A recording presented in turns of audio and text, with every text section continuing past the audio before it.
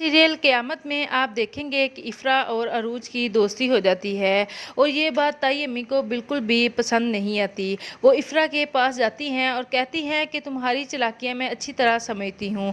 तुमने पहले राशिद को मेरे ख़िलाफ़ किया है और अब अरूज को मेरे ख़िलाफ़ कर रही हो। इफ़रा कहती है ऐसी कोई बात नहीं ताई अम्मी, लेकिन उसकी ताई अम्मी उसकी कोई बात नहीं मानती और उसे खूब बातें सुनाती हैं। ताई अम्मी के जाने के बाद इफ़रा रोने लग जाती है और फिर वहाँ राशिद आ जाता है। राशिद इफ़रा से पूछता है कि क्या हुआ है। राशिद कहता है इफ़रा क्या बात है, रो क्यों रही हो। इफ़रा कहती है, इफ़रा ने सारी बात बता दी। राशिद को बहुत गुस्सा आता है तो राशिद को बहुत ज़्यादा गुस्सा आता है और अपनी माँ के पास जाता है। कहता है कि अम्मी आप इफ़रा के साथ अच्छा रवैया क्यों नहीं करती।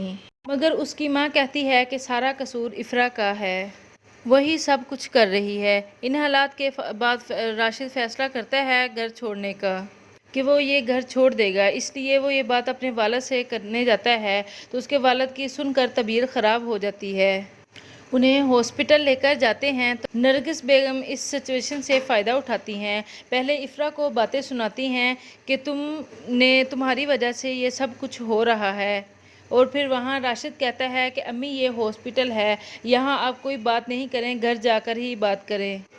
फिर नरगिस बेगम घर जाती हैं और जवाद को रो रो कर बताती हैं कि तुम्हारे अब्बू की तबीयत ख़राब है, तुम घर वापस आ जाओ। मुख्तार साहब की तबीयत इतनी ख़राब नहीं होती जितना नरगिस बेगम जवाद को बताती हैं, ताकि जवाद घर आ जाए और अरूज से जवाद की मुलाकात करा दी जाए और फिर इन दोनों की शादी हो जाए। जब मुख्तार साहब ठीक होकर घर वापस आ जाते हैं तो नरगिस बेगम अपनी बहन को कॉल करती है। उससे कहती है कि जैसा रिश्ता तुमने जवाद का करवाया है ऐसा रिश्ता कोई राशिद के लिए भी करवाओ।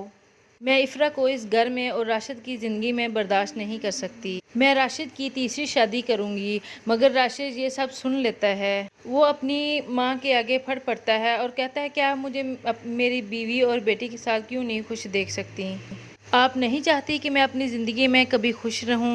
मुझे लगता है कि आप मेरी बीवी और बेटी के साथ यहाँ कभी खुश रहने नहीं देंगी, इसलिए मैं ये घर ही छोड़कर चला जाऊंगा। ये सब सुनकर नरगिस बेगम परेशान नहीं होती और वो कहती है कि मैं तो इफ़रा को तुम्हारी ज़िंदगी से निकाल कर ही सांस लूँगी। तो क्या वाकई ताई अम्मी अपने प्लान में कामयाब हो जाएंगी?